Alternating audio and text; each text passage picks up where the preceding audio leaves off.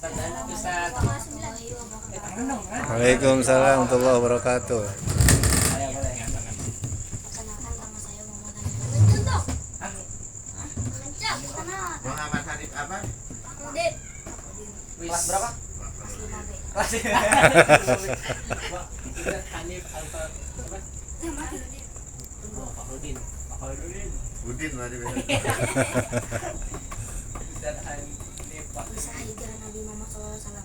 Allahumma shalli wa sallim alaih. Tantangan hijrah dilakukan karena dakwah yang dilakukan Nabi Muhammad SAW kepada kaum Quraisy terus mendapatkan penolakan, serangan hingga maka pembunuhan. Mereka semakin membenci ajakan Rasulullah SAW untuk beriman kepada Allah SAW.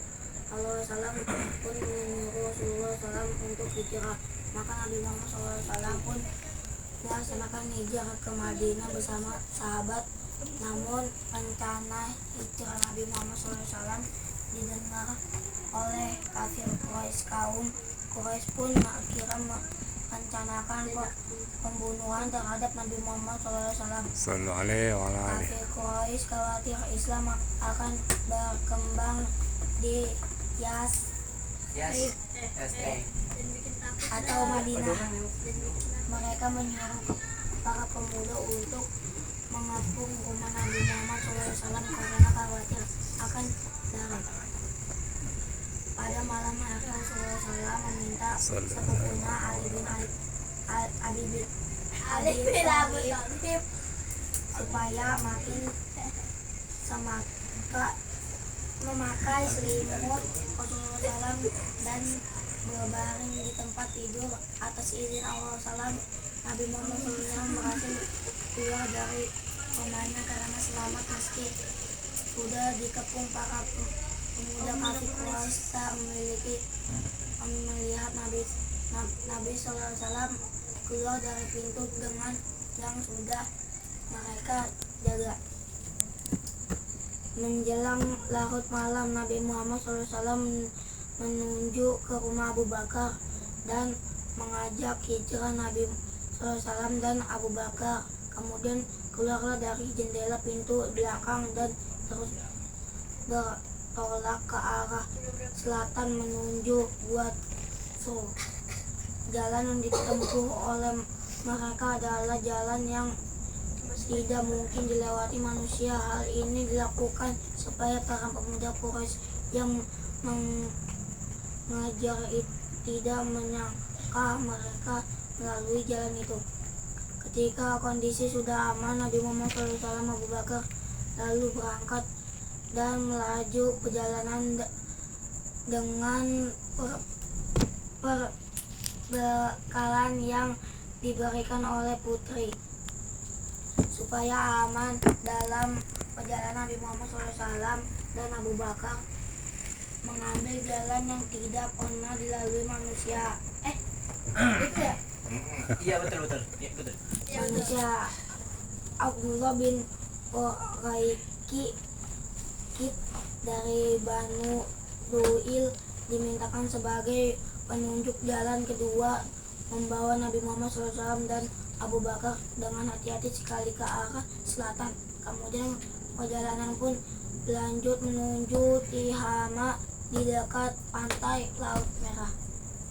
Selama 7 hari terus Nabi Muhammad SAW dan Abu Bakar berjalan. Nabi Muhammad SAW dan Abu Bakar hanya beristirahat di bawah panas membara musim kemarau dan berjalan lagi sepanjang malam mengarungi lautan panjang pasir.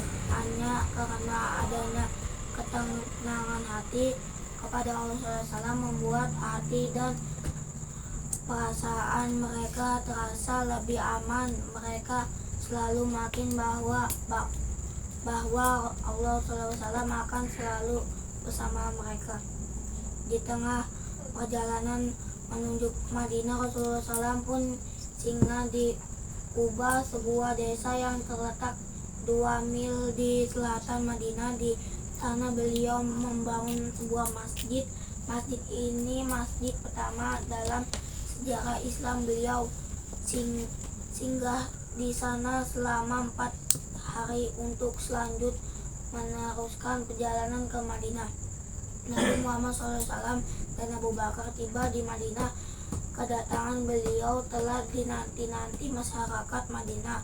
Pada hari kedatangan Nabi Muhammad SAW dan Abu Bakar, masyarakat Madinah sudah menunggu di jalan yang akan dilalui Nabi Muhammad SAW.